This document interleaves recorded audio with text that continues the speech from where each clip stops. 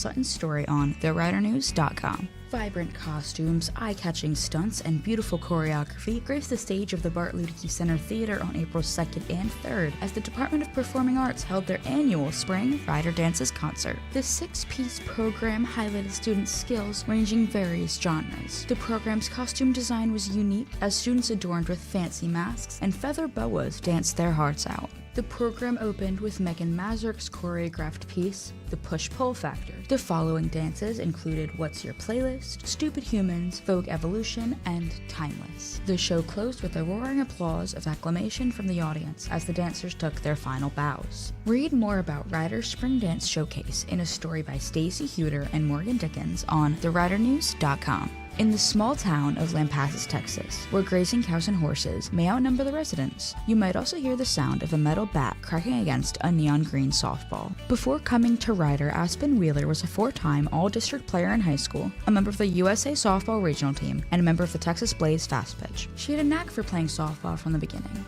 She started early and progressed fast, showcasing her talent from the get-go. I remember I started T-ball, I think pretty young. I was like 4, maybe 5, and then I was going into like full kid pitch by the time I was like 7 or 8 too. So my timeline, it was always kind of sped up. Read more about Aspen Wheeler coming to Rider from Texas in Benjamin Chenault's story on TheRiderNews.com. All of this week's content can be found on our website, and be sure to stay updated by following at The Rider News on all of your social media platforms. I'm Cal Sutton, and this has been your Rider News Roundup. That's all the headlines for this week's Rider News Roundup. But don't worry, we've got you covered every Wednesday with a brand new report to keep you in the know. Catch up on all the stories anytime at TheRiderNews.com and listen to every roundup on demand at 1077thebronx.com/Rider News Roundup. Because when it comes to what's happening at Rider, you'll always hear it here first. And now, let's get back to the biggest hits and the best variety only on 1077 The Bronx. 1077 The Bronx and 1077thebronx.com, winner of 3 2026 Intercollegiate Broadcasting Systems Media Awards, Best On-Air Pledge Drive for our first ever Radiothon, Best Giveaway for Wake Up Riders Morning Bagel Run and Jewelry Spree, and Best Station Poster by Jake Goebel for Scream Screen. This is the Tri-State Sports Ramble. I am your host, John Coro, and for anybody who is tuning in right now watching the live stream, you can see that the cameras are all fixed. I was able to solve the issue. The reason why it was panning to the quote-unquote invisible guest was because I had it on auto switch. So I had fun with the imaginary company, but I know if you were watching, it was probably a little awkward. So regardless, that is all fixed, and we are ready to go as usual. Repping the Bronx gear today. Starting off with the MLB. Luis Gil is set to return the rotation. He actually is back on the bump this evening against the Tampa Bay Rays. I did not get a chance to look at the score yet. Yankees were winning 2-0 at the moment. We'll dive into that a little bit later, but really good to see Gil in the lineup for, or should I say, the pitching rotation. He's a guy that really just brings that energy back to the locker room. He's been through a lot of what the Yankees have been trying to do over the course of time, and he's one of the OGs, I guess you could say it. And Luis Gil has really definitely been doing his thing. Also, just for some injury news, Juan Soto, we're going over to Queens now, placed on the IL for 2 to 3 weeks. He had a right calf strain while running on Friday at San Francisco. And, that time I was actually watching the game, and I saw as he was crossing home plate, he looked a little limpish going off. It didn't really look quite himself as he was going back to the dugout. Soto thought, and the Mets training staff thought, that he would be good to go in a couple of days, take 1 or 2 or the rest of the series off. But he'll be missing 2 to 3 weeks. Is a little more serious than that at the moment. He was off to a hot start prior to that. He felt optimistic before his MRI Saturday, like I said. Jared Young would end up being the starter in left field. The other options on the bench going forward with Soto, as demonstrated this past week, Tyrone Taylor and Brett Beatty. So, point being, Mets aren't completely cooked. They can live without Juan Soto. And one of the big call-ups was Ronnie Mauricio being recalled. And reason why I say it's big is because of his pinch hit walk-off single the other day. We'll dive more into that as we go on, but what a way to really make your mark for the 2026 season. Real quick about the Phillies. They just brought in minor league prospect Stuart Baroa, originally in the Blue Jays farm system. I believe he's going to Triple-A for Philly. So, hey, I may get to see him at work. If he doesn't perform up to his expectations and he goes down to the Double-A Reading program, well, I might be able to see him. That'll be pretty nice. Moving on to actual scores and games that happened around the MLB. Take a look at the Yankees, man. They got shut out 1-0 to the Athletics yesterday afternoon. Tyler Soderstrom with an RBI single in the 7th inning would get the job done the rest of the way. Injury news for the Athletics, though. Brent Rooker was actually taken out of the game with some back pain. He had a bit of an awkward swing in the first inning. I shouldn't necessarily say awkward. He really just, something snapped, and like Soto's injury, you just knew that it wasn't necessarily something to take lightly. And if you just look at the play, Rooker kind of bended back a little bit as he was swinging. It was completely unintentional. But point being, that does happen either way. And now Rooker is going to be on the IL for who knows how long. We haven't gotten a report on that yet. But how about the A's pitching staff? Jeffrey Springs taking a no-hitter all the way into the 7th inning. I feel it's typical Yankees to really let a mediocre pitcher go as far in the game as Springs did without allowing a hit. I'm not knocking on Springs. He's a legit pitcher, but is he Cy Young worthy? Who knows? But the Yankees sure definitely made him look like one. But it was broken up on an RBI single from Ben Rice. Yay, we did not get no hit. Hooray. I'm very, very excited and very optimistic. And it was a good performance by Springs, but it does overshadow Ryan Weathers on the bump for the Yankees. He actually had a pretty good bounce-back game. Excuse me. When I was back home this past Easter weekend watching the Yankees take on the Marlins, Weathers was on the mound Saturday night. He struggled on the mound, and I wasn't quite the biggest fan of it, but he really bounced back, and it's a shame that this start will not necessarily be rewarded for himself because he pitched really, really well. Even though he let up that RBI single, it was still a gem. He definitely deserved more than he got.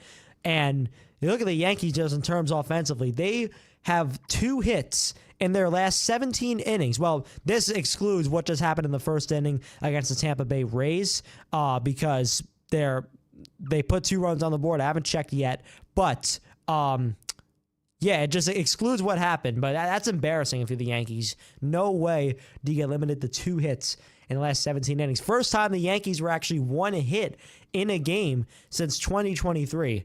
Now, that year, we don't really talk about it. It was Anthony Volpe's rookie year. Everything fell apart. That was the one year this decade, I believe, that the Yankees came short of the playoffs. So we do not talk about that. Another year we don't talk about is 2016. Why is that important to the subject? Well, because this was the first series win for the Athletics in the Bronx since that year. And as a matter of fact, I was actually at one of the games that the Athletics won during that 3-game set in April, or 4-game set. I don't remember off the top of my head, but Carlos Beltran actually hit a home run. We were sitting below the second deck in right field. Beltran hit a home run that fell just short of us, and that was pretty cool to see him. Didi Gregorius homered earlier that game. Don't ask me how I remember all that, but it was definitely cool to see. Nostalgic now as you look back on it. Looking at the past games, like I said, this past Saturday, Yankees were able to muster up a 9-7 victory. How about Giancarlo Stanton running the bases? That man is Ellie De La Cruz 2.0. Correct me if I'm wrong. That is Giancarlo Stanton right there. I mean, there was a buzz throughout the stadium when he started running that it was like none other. It truly wasn't. Excuse me, I had a little bit of an itch under my headphones, so give a little scratch there if you heard anything, but they lost 7-6 against the Marlins Sunday. Moving on to the Athletics, they won 5-3 on Tuesday. This was a legacy game for Ahmed Rosario. A 2-home run contest, a absolute electrifying blast down the left field line in the 8th inning, driving home 3, and the bat flip, the excitement toward the first base dugout. That was a pimp job there, and I love it.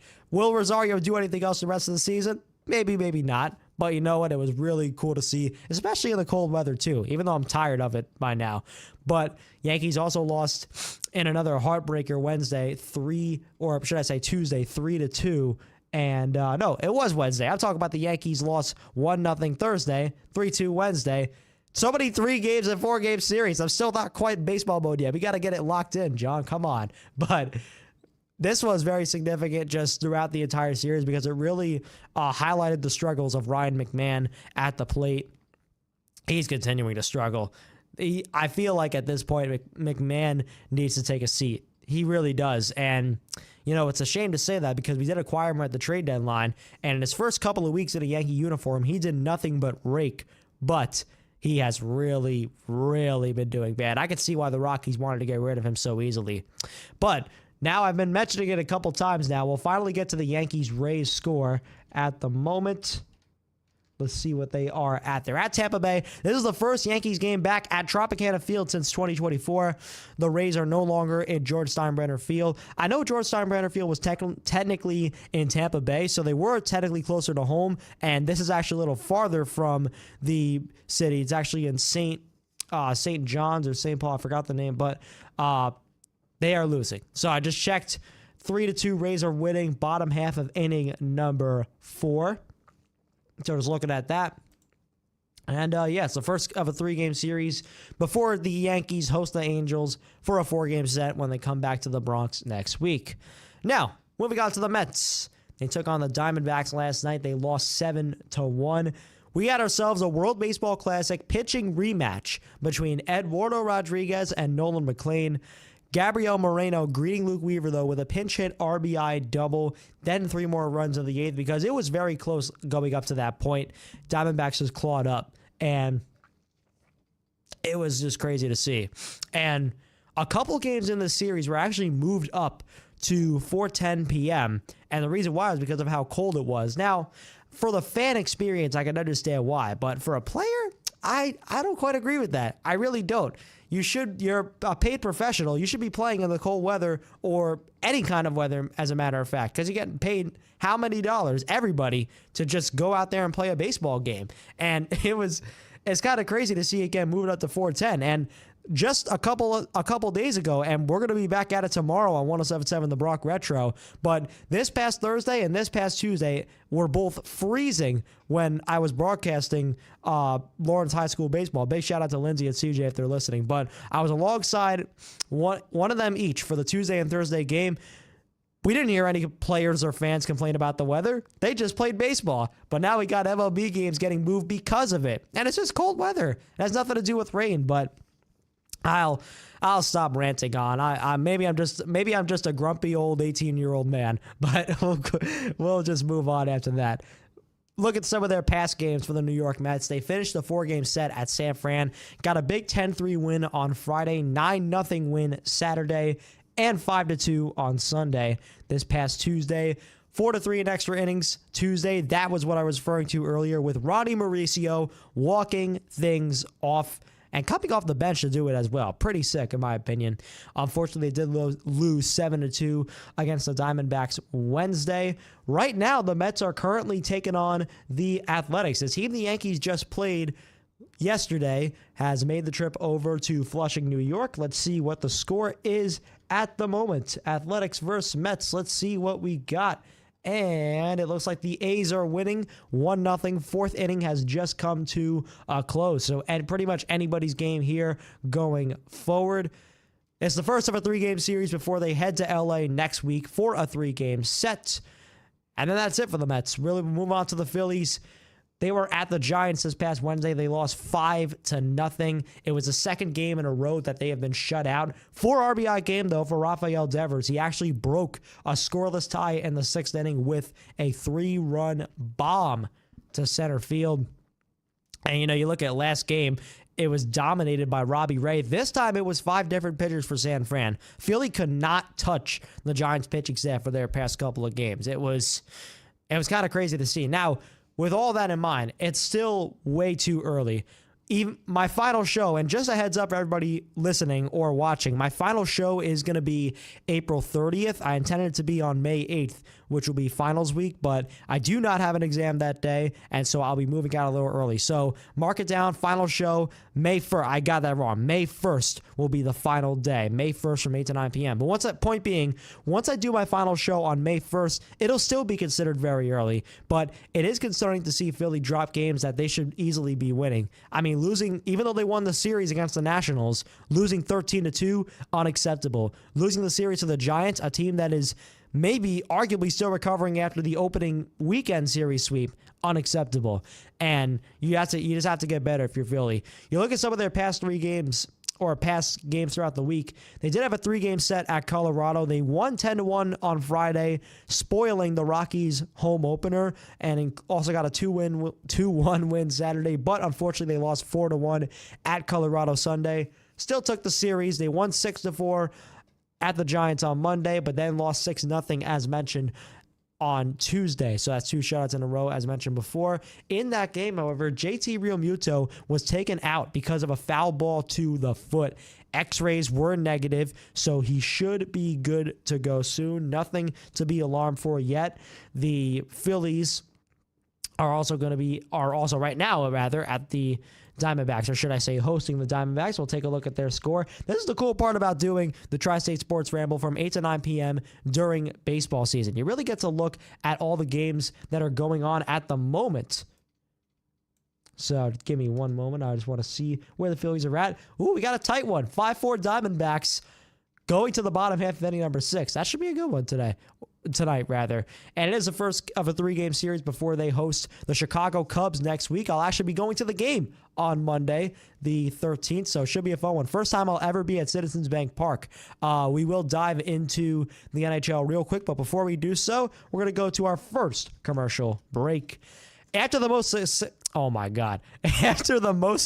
excellent headhunt in 107.7 The Bronx history, we want to give a second Rider Bronx the opportunity to win a cruise to the Bahamas. And all you have to do to win it is make a sandwich. It's really that simple. So what are you waiting for? Get in the kitchen, get creative, and enter 107.7 The Bronx Build the Ultimate Bronkwich contest.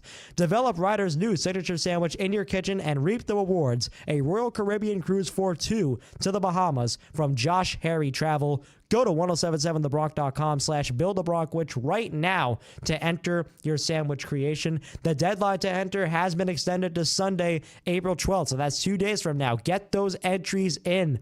We'll be back with more of the Tri-State Sports Ramble after these underwriting announcements on your 3-time 2026 Intercollegiate Broadcasting Systems Media Award winner, 1077 The Bronx. What seems to be the problem? You need your health and wellness minute on 107.7 The Bronx Retro? Well, I think I can help with that, because this is Vital Signs, underwritten by Capital Health.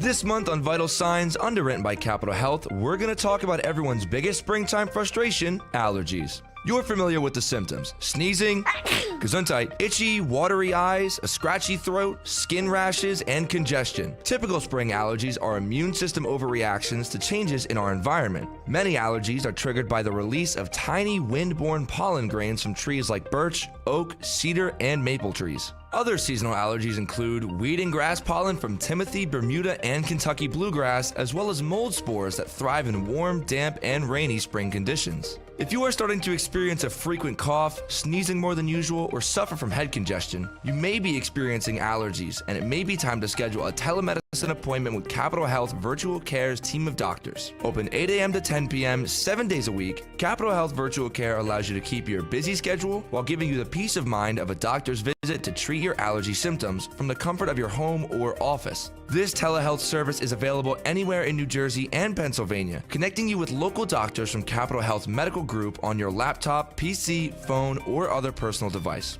So, if you think your allergies are kicking in, gesundheit again, or it's your first time experiencing allergy symptoms, take advantage of Capital Health Virtual Care today. To learn more or to schedule an appointment online, it's capitalvirtualcare.org. Capital Health, minds advancing medicine.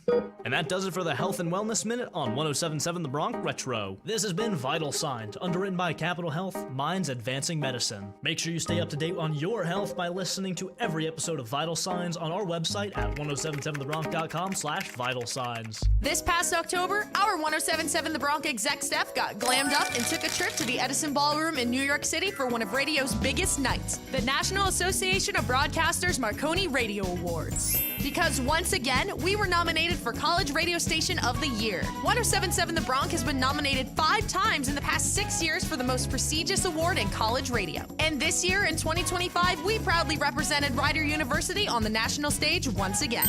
Sure, we didn't take home the trophy this time. Whoa, calm down. Being recognized among the best college stations in the country, that's a win in our book. From our amazing student broadcasters to our incredible listeners, we couldn't have done it without you. So here's to more shows, more memories, and maybe that Marconi next year. 1077 The Bronx campus traditions are underwritten in part by the Tanning Zone in Hamilton and Bordentown. The days are getting shorter and it's getting darker earlier, but the sun never sets at the Tanning Zone. Keep your glow all year round with tanning beds designed for comfort and the best results. No need to wait around for the right UV when the Tanning Zone has you covered. Want a little different bronzing? Then you must try the Tanning Zone's Sunless Tanning Spray. Did you know the Tanning Zone also offers products and services to keep you refreshed, re-energized, and revitalized? Step deeper into the Tanning Zone, try their Cocoon Wellness Pods for the ultimate relaxation experience. Rejuvenate your skin and relieve muscle pain with the Tanning Zone's Poly Red Light Therapy. You can even brighten your beautiful smile with their professional teeth whitening services. With trained specialists you can count on, you can walk out of the Tanning Zone in Hamilton and Bordentown confidently with a fresh new look. You don't need to wait for summer to happen again. Get a tan, keep the glow going, and experience the Tanning Zone Spa to feel even better. For more information or to book your appointment online, it's thetanningzonehamilton.com. The Bronx Lunchbox on 1077 The Bronx and other programming on 1077 The Bronx Retro is underwritten by PJ's Pancake House. The love for breakfast is growing, and so is PJ's Pancake House. Now with 6 locations and counting, PJ's offers the finest assortment of breakfast foods, such as, well, pancakes, topped with any topping your heart desires. Also, platters of fluffy eggs, delectable French toast, savory omelets, and other breakfast platters. PJ's is the perfect way to jumpstart your day. Beat the rooster and head on over to PJ's for a warm breakfast. You do realize they serve more than just breakfast, right? Wait, they do? Yes they do. PJ's also has a great deal of lunch and brunch options available 8 a.m. to 3 p.m. every day. From cheeseburgers and sandwiches to salads, pastas, and so much more. Whether you go to PJ's to start your day or to end it, this Pancake House delivers great food with impeccable presentation for an unforgettable breakfast, lunch, or brunch experience. For menu options online and to learn more about their many locations, with a few more on the way, it's pancakes.com. Yep, you heard that right, pancakes.com. The Bronx Box Score live sports broadcast on 1077 The Bronx is underwritten in part by B2 Bistro and Bar Bordentown, where fresh local meets casual cool. At B2 Bistro, happy hours an experience that is never ending. Every Monday through Thursday starting at 4 p.m. and ending at 7, and Friday from 4 to 6 p.m. and all day Sunday, yes, all day Sunday. Enjoy B2 Bistro's unbeatable drink and food specials. Sip on Miller Lite drafts, house wines, craft drafts, and house drinks while stacking on delicious finger bites from their happy hour menu. Every day brings something new to keep your evenings fun and fresh. Monday's Martini Madness features Kettle One and House Martinis. Gather your team and put your knowledge to the test on Trivia Tuesdays for a chance to win prizes from 7 to 9 p.m. Wednesdays are for whiskey lovers. Try whiskey flights or sip on classic whiskey drinks while playing Name That Tune from 7 to 9 p.m. By the end of the week, wind down with the happy hour menu every Thursday and Friday. And don't forget, happy hour lasts all day on Sunday, making it the best time to relax and enjoy B2 Bistro and Bar to the fullest. For more information and to reserve a table, it's b2bistro.com/Bordentown. 1077 The Bronx has very exciting news. Our new video stream is officially live, as some of you may be watching right now. Go to 1077 The Bronx. Now you can listen to The Bronx on air, online, and on app now. Watch your favorite student shows live on The Bronx YouTube channel, Facebook at 1077 The Bronx, including What's Next Sports, Talk of the Town Sports, Bronx After Hours, Concasts, Cliff Notes, and Wake Up Rider. Keep it tuned in to The Bronx to listen to and watch your favorite student shows. Welcome back to the Tri-State Sports Ramble on your 5-time National Association of Broadcasters Marconi Radio Board nominated station 1077 The Bronx. Once again, I'm your host, John Coral, and we have another guest joining us today, Joshua Uhas. How's it going, Josh? It's going good. How about you? Going good, going good. Let me do an auto switch. So we will be switching cameras real quick. Josh, we just finished recapping about the MLB. Normally I was going to move on to a little bit about the NBA, but hey, let's do another recap about the MLB. What's going on just in general. New York Yankees, man. Shut out 1-0 recently and then losing again. Well, should I say shut out 1-0 Thursday and then losing 3-2. 2 heartbreaking losses. Unbelievable to see. Yeah, and I mean, Jeffrey Springs just put on a show. Him and Ryan Weathers did good as well. I mean, when you look at what Ryan Weathers was able to do, he was able to go 8 innings. It's just, unfortunately, there was no offense in that game. Yeah. Where, they got shut out.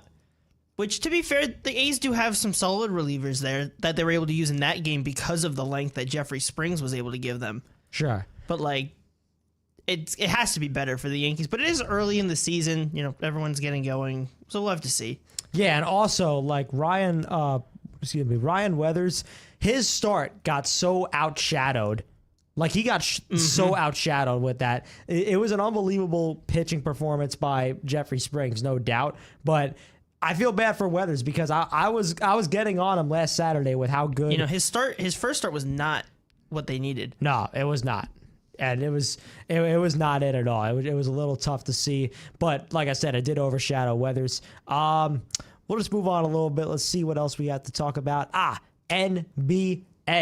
Let's dive New York into it. Knicks. Let's do it. Diving into it. Talk about the Knicks. They beat the Celtics last night, 112-106. Josh Hart went off 15 of his 26 points in the fourth quarter, once again in search to get the number 2 seeds. They have the season series, or should I say they have the tiebreaker over the Boston Celtics. Similar situation, deja vu. It's literally, I mean, I was telling you this earlier when we were doing the promotions event, but like, it's literally the same script as last year where the Knicks, okay, they're in that like fight for the second seed and it goes to the end of the season, they end up being the 3rd seed. We're just seeing the same thing almost over again, which is funny. And then looking at that game specifically, Josh Hart, I mean, he had 2 big threes at the end of that game. And as we've seen in his time with the Knicks, he's not necessarily the greatest 3-point shooter. And we've seen sometimes in his tenure where they'll leave him open. Yeah. Because they're like, okay, we'll let Josh Hart take the shot.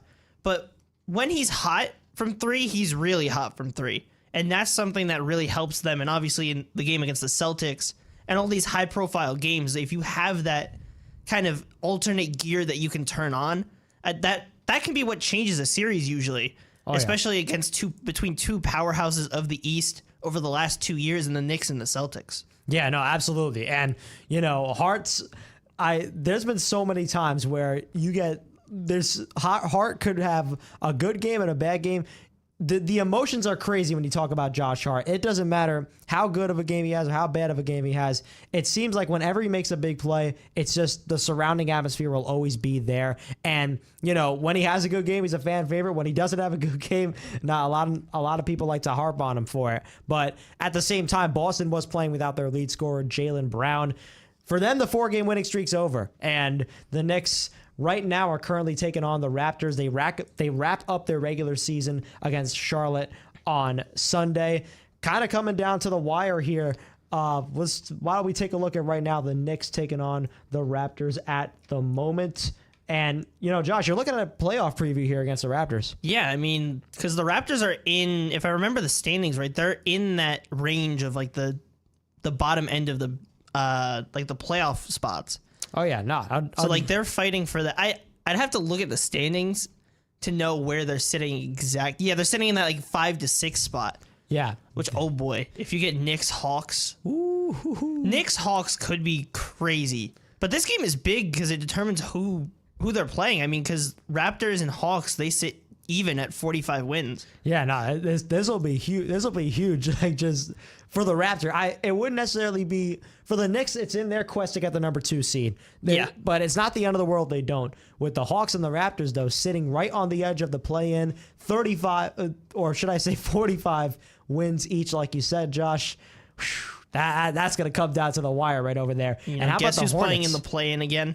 The Miami Heat. Play-in Merchants. Here we go again. Well, dare I say, Bam Adebayo dropping 83 points. Anything could happen with the Miami Heat. That sounds a little no, corny, but that's the thing with like ever since the play-in has come in is like it puts it in a position where like teams that are consistently solid, like the Heat, they're able to make it every year. And then I mean, you never know. I mean, the Heat used that to their advantage before, and that's how they got to that NBA Finals before with Jimmy Butler. Yeah, and then to be able to maybe do it again. I mean, you never know. You just have, like, the way with any tournament is you just have to get in, and then anything can happen. And I think with the play-in, it even expands that more. But I think it's going to be more fun to see the team above them with Charlotte. Yeah, I think so. And Charlotte's a very interesting team. I did not think they were going to just stay consistent this year, as consistent as they were. Or how hot they got. Yeah, they exactly. got really hot. And they've been keeping up with the big boys pretty well. And I'm like, okay, they're keeping up with big teams. They're a sneaky team. They're a sneaky team, no doubt. And just looking real quick at some of the past games this week for the Knicks, absolutely crushing the Bulls last Friday, 136-96. Talk about a fall off of a team. The Bulls were in that, like, it was the Hornets were out of the play-in, and the Bulls were like maybe probably a couple games up in the play-in spots. Like, it was like, okay, we're doing this again where the Bulls and the Heat and the Magic are all like in those play-in spots again, or the Hawks rather, not the Hawks rather than the Magic. Yeah, no, but like now it's different. Like, nah, it's huge, and like the Knicks, back in like November, December, when the Knicks went there, or when other teams went to Chicago, they were a threat because at that point, Chicago was playing fairly solid. I mean, they weren't putting themselves in a playoff spot, but they were holding solid in that play-in area. And then I don't know what happened. They just went completely downhill. Yeah, just bad structure and just a lot goes into play. Injury, you can always point the finger at injuries for any team, but if you don't have depth, you're not gonna go far. No, any good team. And Knicks at Atlanta Monday, 108-105. How about a clutch shot from Jalen Brunson, as always. So yeah, that's what's been happening with the Knicks. And as I mentioned earlier, they will wrap up their season series at Charlotte, or versus Charlotte rather, at 6 p.m. Sunday. That should be a fun game, as we were talking about. Now, let's move on to the 76ers. Boo. They were at the Rockets last night. They lost 113-102. By the way, look, I do not like any Philly sports teams. That's even though that my show is called the Tri-State Sports Ramble, I do not like Philly sports teams. So if push came to shove, Knicks, Sixers, I'm going with the Knicks. The only Philly team I have beef with is the Sixers, because I don't have a reason to beef with the other one. Like, because Yankees, I don't have a reason to beef with the Phillies. Like, they're not in my division. Fair enough. The Jets, I'm not beefing with Philly. We're in AFC, completely different conferences. Yeah. And also it's the Jets. And then with I guess Devils Flyers to an extent. Yeah, I think so. That's more of like a metro. That's more of like a metro rivalry. But for the most part, I don't hate the Philly teams necessarily. Just the 76ers. That one, yes, 100% don't like them. No. I think if I was picking a Philly team that I did not like, it's really more like saying the Eagles that I do not like the Eagles. The Flyers, the thing is, I would say I don't like the Flyers, but I do not like the Rangers at all. Rangers Flyers in the I don't know, final. What I'm saying, I'm blanking. Rangers Flyers playoff game. I'm going Flyers every time. I'm sorry, I do not like the Rangers, but I still don't like the Flyers. It's as simple as that. But it's really just a Philly sports hatred. Yeah. But I mean, they are good. They have good franchises, and like the Eagles run incredibly well. Like that's like for me, because I don't have any like divisional reason to hate them or to have any feelings towards them. I respect the ability to build a roster that Howie Roseman has done, where they're able to put themselves in Super Bowls, multiple times over the last couple of years, able to win. And the way he's able to pull these deals off and find these right pieces to fill in, that I respect a lot. And then as much as I don't like the 76ers, I want them to be good because it's fun to have the banter with friends, like to have that back and forth where you root for one team, you're the rival team, and you just have that fun. Like, it's a weird dynamic with rivalries, which where you hate them, but you want them to be good as well, so that it's more entertaining. Yes, that's it right there. And some teams just play good against each other, no matter where they are in the standings. That's the cool part about rivalries. Yeah, and just sports fandom. It's like the most convoluted way of thinking, but it works, and I love it. Yeah, no. And the 76ers have been playing solid as well. Yeah, they've been I fear they've been one of the very interesting teams to watch, especially in the tri-state area. They were at the Rockets last night, unfortunately dropped 113-102. That's the eight straight wins rather for H-Town. 29 points for Kevin Durant. He's doing Durant things, no doubt. But the other thing that's very concerning, and for everybody who's been listening and watching, I've been talking about this for ages now, it seems like. Joel Embiid. Tell me if you heard this before, Josh. Joel Embiid out again with an injury. Yeah, that's the unfortunate part with Embiid is it's a lot of the narratives you don't like to follow or you don't like to see, where it's the load management conversations, the injury conversations, where you know a player's great, but you don't get to see him out there on the court. And I mean, look at the Knicks Sixers series that was early in the playoffs, just not like a couple years ago. Like, that was peak entertainment. Yeah. Like, when Embiid is on the court, it's a really fun product, and especially with how they've built up Tyrese Maxey and how they've kind of worked that roster around. Like, there's fun to be had on that team, but it needs, especially in this iteration, they need Embiid if they want to go farther than the first or second round. Yeah, no, and when you look at the games that he does actually play in, the Sixers look like a completely different team. And you looked at the other day, they destroyed a team with Paul George coming back from suspension. Oh yeah, Paul George is a big story as well. That was awesome, man. Because Paul George was getting, like, the joke is that he has three theme songs. There we go.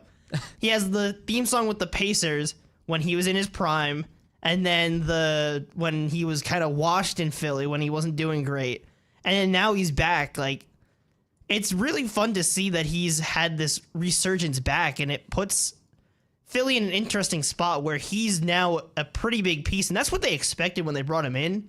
But to see it actually come to fruition a couple years after where you expected it is really interesting, and especially with Embiid dealing with that, with injuries and everything as it tends to be, they're able to kind of use that to their advantage. And I'm curious to see if he looks the same in the playoffs. Yeah, that's the whole part, just keeping pace with it, and really that'll be the key going forward. Just if Embiid not only gets back on the court but continues to play like as advertised. You can keep it up. You can only keep it up for so long.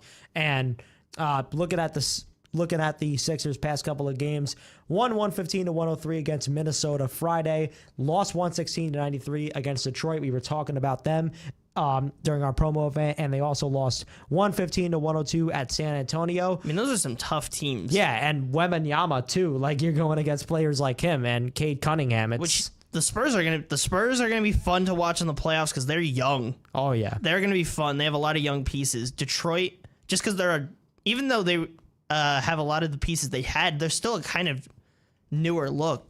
So that's gonna be a fun. There's a ton of fun stories to follow this play-in and play-off spot, where in the NBA has kind of found it in like a lulling period where it's like kind of falling asleep a bit. Yeah. But I think that could be really interesting to follow. Yeah, we're entering a golden age right now. October and March, or should I say October and April, are the good 2 months because NHL's season is ending soon. You're gonna have playoffs with them, NBA playoffs, MLB's now in full swing, no pun intended, and it's been cool to see. And before we move on, Knicks are actually winning 51-36 against Toronto at the moment. We are at halftime. So once again, keep track with that. And now real quickly, and the reason why I say real quickly is because even though it's my team, I do not like talking about them because of how bad they are. You did not know that, Josh. I am a Nets fan. Yes. Oh, you poor thing. Yes, it has been a very rough ride. They took on the Pacers last night. They lost 123-94. 7 different players got double-digit points. That's just the 5th win in 27 games for Indy. I mean, maybe just talk about the Pacers for a little bit. I mean, with how much they've declined after the finals last year and the season that they've had this year, kind of sad to see, especially with Halliburton out for the year. Yeah, I mean, it put them in a position when Halliburton got hurt in that finals where it not only was crushing for that game alone because of how crucial he is for the team, but also for the next season because the recovery goes through the whole season. Yeah. So you're not only losing out on a finals chance, you're losing a whole season's worth of games, of contracts, where you have to now, where someone was on their last year of the deal, they might have had to let someone go, or they might have made decisions differently. Whereas if Halliburton was healthy and say they still lost, it would be a little different because then they're like, okay, we're going to retool the roster. We're going to build it, keep building it around, and then make another push because we see like the Knicks, since they've built themselves back up, they've been able to stay in that top end range. So I wouldn't have been surprised if the Pacers stayed in that spot.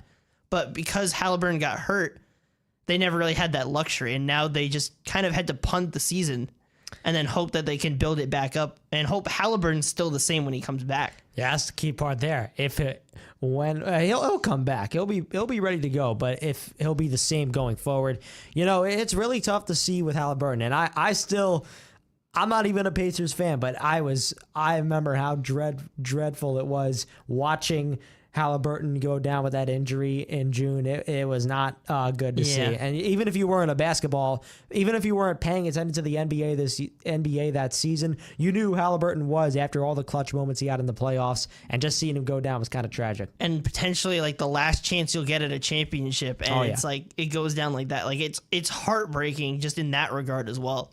Yeah, let's real quick before we go to commercial. Past games for Brooklyn, they lost 141 to 107 against Atlanta Friday. Oh my goodness! And then a heavyweight bout right after that, Yes, 121 to 115 against the Wizards. That's an NBA Finals preview, everybody. I hope you know that. That's next year's Finals, Nets Wizards. Yes.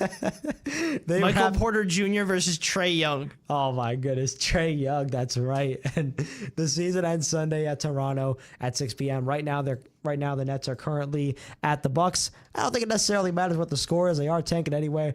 Okay, losing by 15, 7:20 to go in the second quarter. We'll dive a little bit into the NHL and a tad bit about the NFL possibly when we come back from commercial. But until then, we are heading to our second and final break.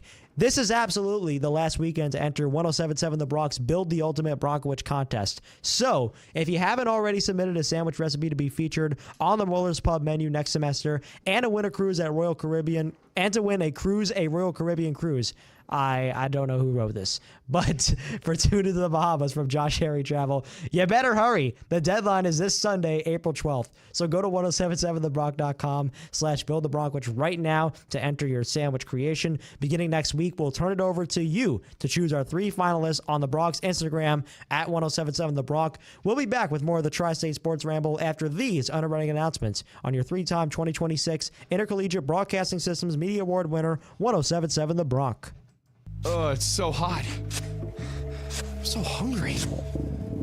I could really go for a sandwich. Ow, my head. Build the ultimate Bronkwich? Rider University's new signature sandwich? Yeah, I could go for that. Wait, we have to make it? We have to make it and name it? Yeah. Who are you? How did you find me? You're crawling around on the beach, dude. You've been here for like 2 hours max. Whatever. All you have to do is enter a sandwich recipe and make an Instagram reel to tell us why you believe you created the ultimate Bronkwich. That sounds like too much work. What's even the point? If you get first place, the prize is a Royal Caribbean cruise for 2 to the Bahamas, courtesy of Josh Harry Travel, the Yo Cuz food truck at your next on-campus event for 1 hour, and of course, your sandwich served at Muller's Pub and at the Yo Cuz food trailer's catered events. I could use a cruise. Couldn't we all? But you could be in the running for the 3 finalists who compete on April 28th from 11 a.m. to 2 p.m.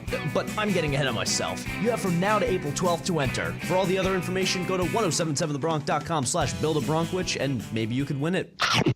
Programming on 107.7 The Bronx and 107.7 The Bronx Retro is underwritten in part by Jelly's Last Jam, now through April 26th at Bristol Riverside Theater. Step into the electrifying world of jazz legend Jelly Roll Morton in Jelly's Last Jam. This Tony Award-winning musical, now playing at Bristol Riverside Theater, takes you on a thrilling journey through the life, music, and complex legacy of the self-proclaimed inventor of jazz. Told through dazzling choreography, powerful storytelling, and Morton's iconic music, Jelly's Last Jam explores his meteoric rise, struggle with identity, and the cultural impact of his groundbreaking sound. As Jelly reflects on his past from the afterlife, he must confront the truths he tried to outrun. You can see Jelly's Last Jam now through April 26th at Bristol Riverside Theater. For tickets and information about the show and upcoming productions, events, and programs at Bristol Riverside Theater, it's brtstage.org. That's brtstage.org. College certainly has its ups and downs. One day you can be living your best life, and the next you can be deep within your own thoughts, darkening your world. Mental health is something that needs to be given light to escape the darkness. Attitudes in Reverse, aka AIR, is a non-profit organization that works every day to remind us no one chooses to have a mental health disorder. Kenny Baker, a 19-year-old high school senior who was diagnosed with depression and a severe anxiety disorder, tragically took his life in May 2009. Today, the Baker family is keeping Kenny's memory alive by giving students and their families hope. AIR provides extensive mental health awareness and suicide prevention programs to youth and young adults, regardless of ability to pay. AIR offers services to remind students there are people in their orbit, perhaps friends, family members, or classmates who also live with a mental health disorder. Listen, mental health illness is a real illness. Like AIR, just because you don't see it doesn't mean it's not there. Go to http://air.ngo to learn more about how Attitudes in Reverse can help take you out of your personal darkness and into the light. Hey, Bronc fans! Want the inside scoop on Rider University athletics? Welcome back to the Bronc Box Score here on 107.7 The Bronc. This is the Bronc Box Score. Welcome to the Bronc Box Score on 107.7 The Bronc. This is the Bronc Box Score. It's all here on the Bronc Box Score, your weekly play-by-play for every slam dunk, home run, goal, and highlight that matters. Underwritten by B2 Bistro and Bar, Route 130, Bordentown. From bridal and baby showers to birthday and graduation parties, let B2 Bistro cater your next event. From the court to the field, we break down every game, every stat, and every jaw-dropping moment that keeps you cheering for our fellow Broncs. Plus exclusive interviews with players and coaches, behind-the-scenes stories, and expert analysis that only 107.7 The Bronc can deliver. Whether you missed the game or just want the best recap, the Bronc Box Score is your go-to for all things Rider sports. Tune in Tuesdays at 5 p.m. with our sports director, Lindsay Scarola, or catch the latest episodes anytime at 1077thebronc.com/Bronc Box Score. Get in the game and stay in the know with the Bronc Box Score, only on 107.7 The Bronc. We've extended the deadline to enter 107.7 The Bronc's first ever Build the Ultimate Bronkwich contest. You now have until Sunday, April 12th, to be the Bronc who creates Ryder's new signature sandwich to be served at Muller's Pub and on the Yoka's yellow food trailer, and we'll send you and a guest on a Royal Caribbean cruise for 2 to the Bahamas, courtesy of Josh Airy Travel. However you slice it, this contest eats Bronx, and no, it doesn't actually eat Bronx, it just eats, Bronx. Remember, the deadline to enter to win a cruise has been extended to Sunday, April 12th. Go to 1077thebronc.com/buildabronkwich to enter your sandwich. Welcome back to the Tri-State Sports Ramble on the Princeton Review's number 18 ranked best college radio station, 107.7 The Bronc. Once again, I am your host, John Cordo, joined alongside Joshua Uhas. A little bit of a preview for our upcoming broadcast tomorrow on 107.7 The Bronc Retro. Everybody tune in to Lawrence High School baseball. It'll be me, Josh Uhas, and CJ Jackson on the call. Shout out to CJ. So just to wrap up this segment, we got about 7 minutes left to go. Dexter Lawrence requesting a trade. Yeah, he wants out. Man, he wants out. I feel like at this point he's proved his worth. I feel like it was only a matter of time before he just pulled the trigger and say enough is enough. They have been trying to negotiate at least for a couple years now, and it's not working. And, 2025 was considered a down year, but I think he's still elite in my opinion, even though it was a down year in his standards. And I think it's a good window for a team looking for someone to buy into it, because this is probably the lowest his value is going to be because of the seasons that he's put up prior and how much he gets focused on. And there is the question, and maybe that'll be a red flag for teams, is that the 2025 season was not great, and you worry that extends into 2026. But for some teams, if you're able to pair him with your defensive line, whatever pairing you have, and really let him work on his own, especially if you have someone that's already a threat, like a strong edge rusher. I don't know who would be looking for Dexter Lawrence specifically, but I feel like anyone would be interested, and I think he would add good value if he was to leave. Now, I don't know if the Giants are willing to trade him, though. That's where my thing is I think the Giants are going to extend these talks as long as they can.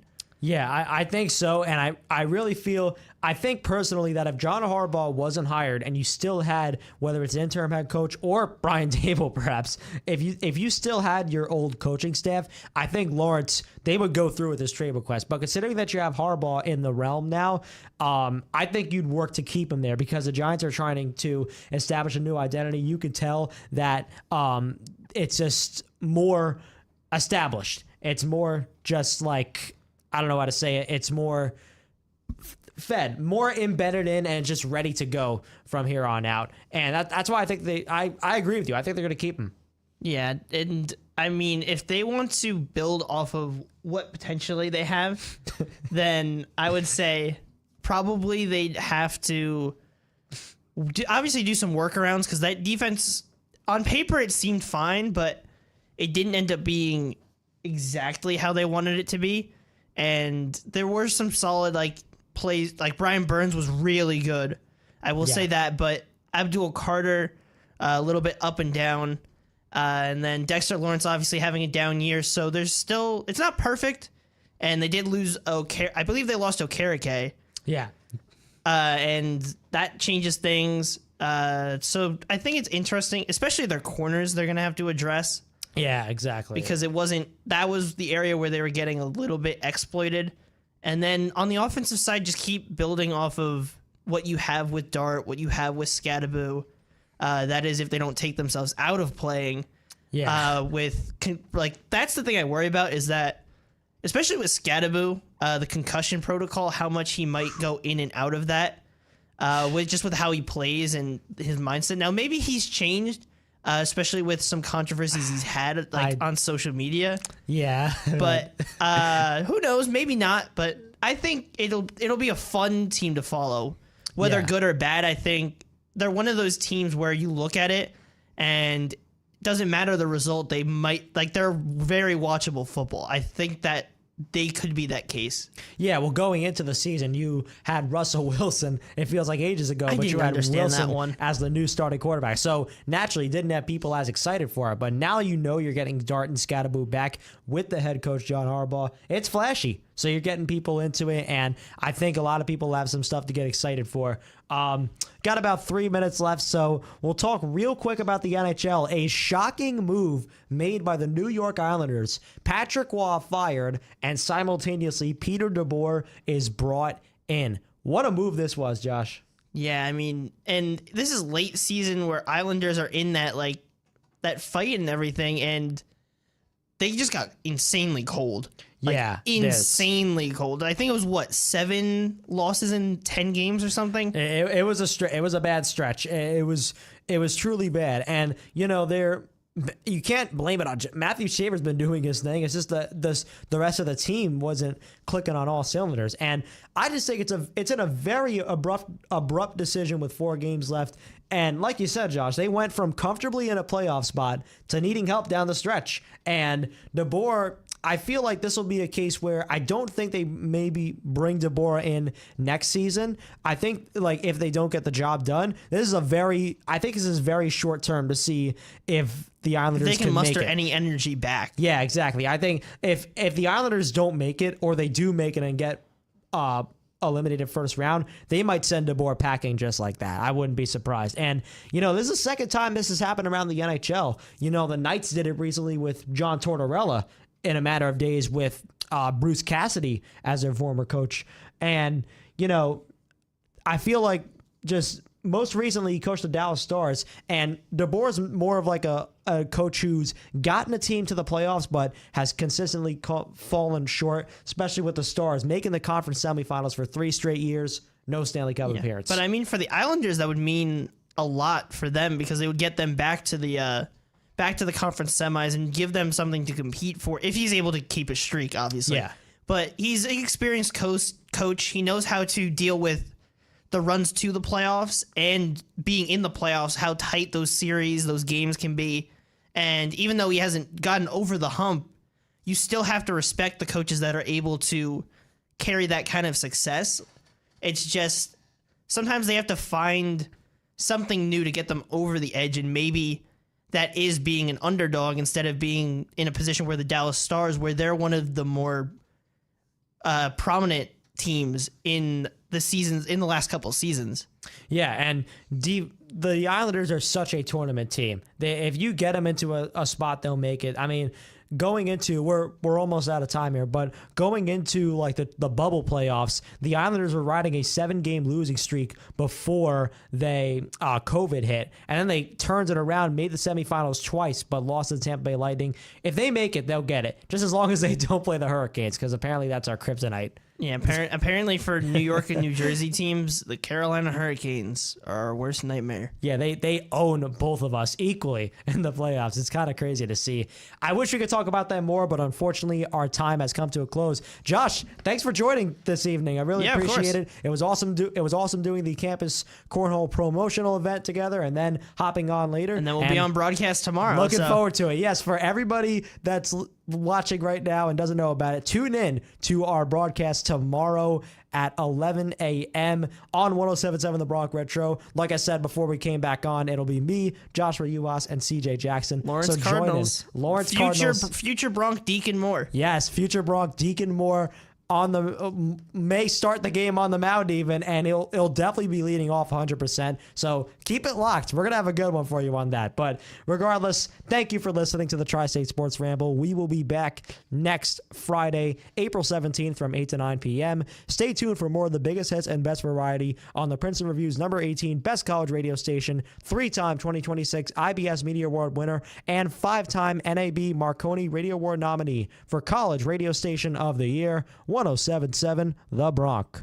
From Rider University, 107.7 The Bronx, WRRC-FM, Lawrenceville, New Jersey. You know them, you love them, and so does the rest of the world, and they have the accolades to prove